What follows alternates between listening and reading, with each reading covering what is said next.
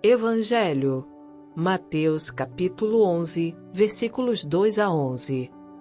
Proclamação do Evangelho de Jesus Cristo, segundo Mateus. Naquele tempo, João estava na prisão. Quando ouviu falar das obras de Cristo, enviou-lhe alguns discípulos para lhe perguntarem: És tu aquele que há de vir, ou devemos esperar um outro? Jesus respondeu-lhes: Ide contar a João o que estáis ouvindo e vendo. Os cegos recuperam a vista, os paralíticos andam, os leprosos são curados, os surdos ouvem, os mortos ressuscitam e os pobres são evangelizados. Feliz aquele que não se escandaliza por causa de mim. Os discípulos de João partiram e Jesus começou a falar às multidões sobre João. O que fostes ver no deserto? Um caniço agitado pelo vento? O que fostes ver? Um homem vestido com roupas finas? Mas os que vestem roupas finas estão nos palácios dos reis. Então o que fostes ver? Um profeta? Sim, eu vos afirmo, e alguém que é mais do que profeta. É dele que está escrito: Eis que envio o meu mensageiro à tua frente. Ele vai preparar o teu caminho diante de ti. Em verdade vos digo, de todos os homens que já nasceram, nenhum é maior do que João Batista. No entanto, o menor no reino dos céus é maior do que ele. Palavra da salvação. Glória a vós, Senhor.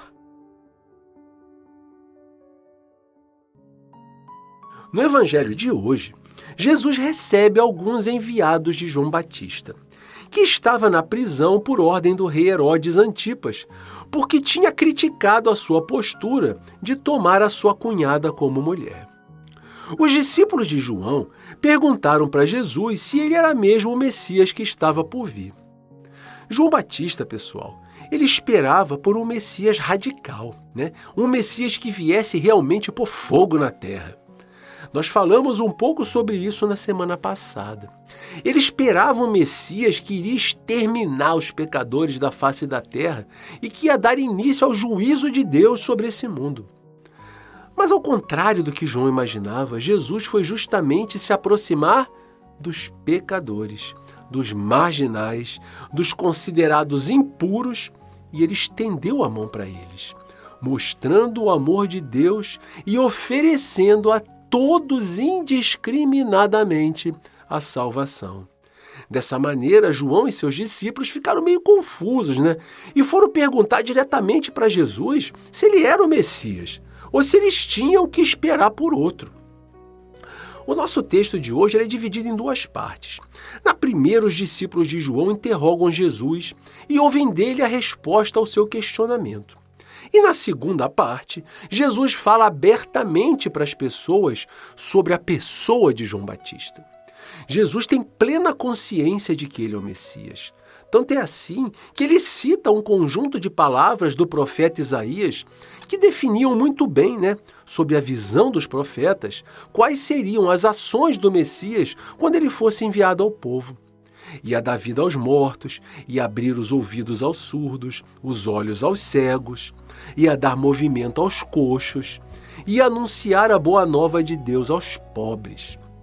Então, gente, a resposta que foi dada de maneira indireta, mas também esclarecedora, Jesus já realizava todos esses sinais.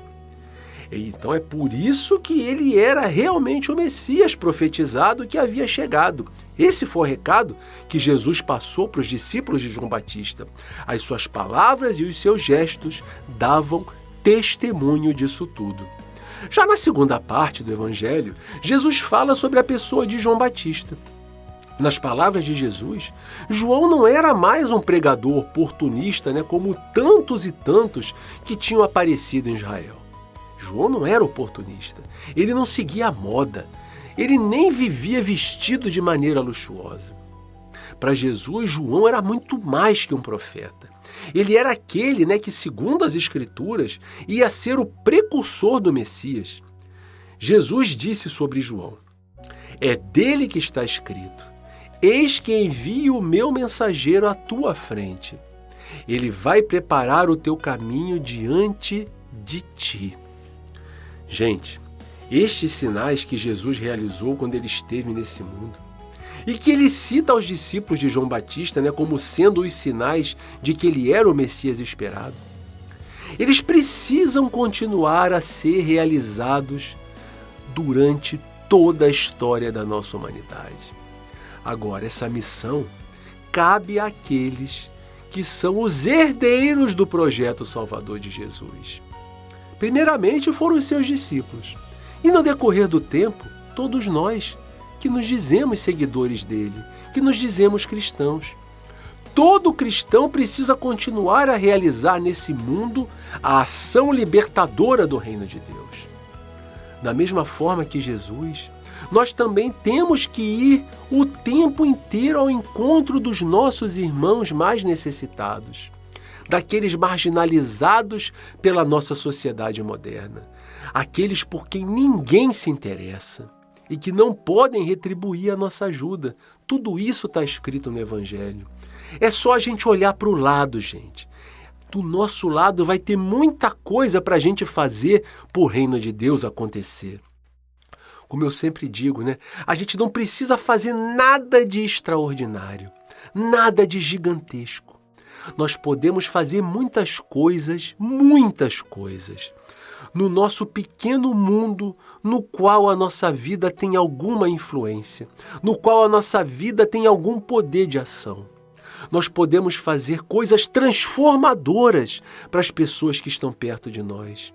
Nós podemos fazer algo, gente, a começar por aqueles que estão bem pertinho. E se a gente se organiza em comunidade, nós podemos fazer coisas muito maiores, porque a força de várias pessoas juntas é muito maior do que a soma dos seus esforços individuais. Não coloque a responsabilidade para os outros. Isso é culpa do governo. Isso é responsabilidade dos políticos. Quem tem que fazer isso é o padre, para isso que ele é padre.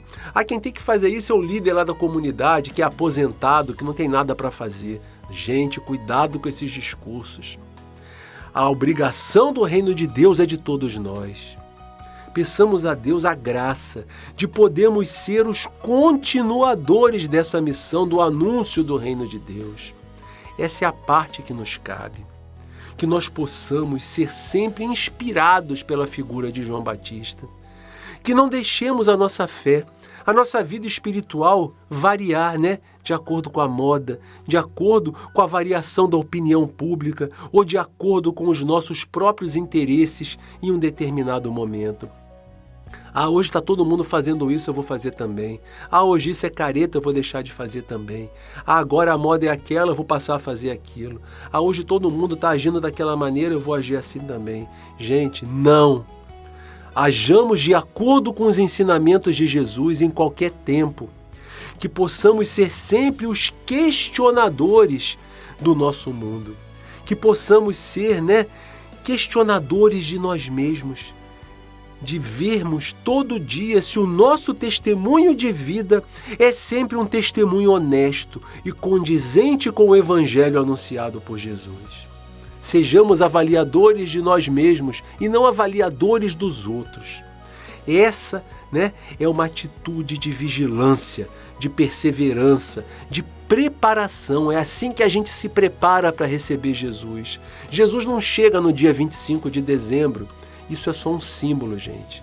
Jesus chega o tempo todo na nossa frente, através de um irmão, através de uma irmã, através de um parente, através de alguém que quer conversar com a gente, através de alguém que quer só o nosso sorriso, que quer a nossa atenção, que quer desabafar. Jesus chega perto de nós de inúmeras maneiras, mas tantas vezes a gente está tão ocupado, a gente está tão distraído com os nossos interesses, com as obrigações do nosso mundo, que Jesus passa batido pela gente e a gente não enxerga a sua presença. Que nós possamos, nesse advento, transformar o nosso olhar, o nosso coração, para que nós possamos enxergar Jesus todos os dias, para que possamos ver Ele chegando a nós, não somente no Natal, mas todos os dias da nossa vida. Sejamos abertos para ouvirmos os nossos irmãos e para procurarmos, junto com eles, descobrir o verdadeiro caminho que vai nos levar até Jesus. Muito obrigado a vocês que nos ouviram até agora. Quem não deixou o joinha, deixe. Quem não deixou um comentário, deixe. Quem puder, compartilhe o nosso trabalho, divulgue o Vox Católica. Muito obrigado, um grande abraço para cada um de vocês e até o nosso próximo programa. Tenha uma boa semana e que Deus abençoe a todos.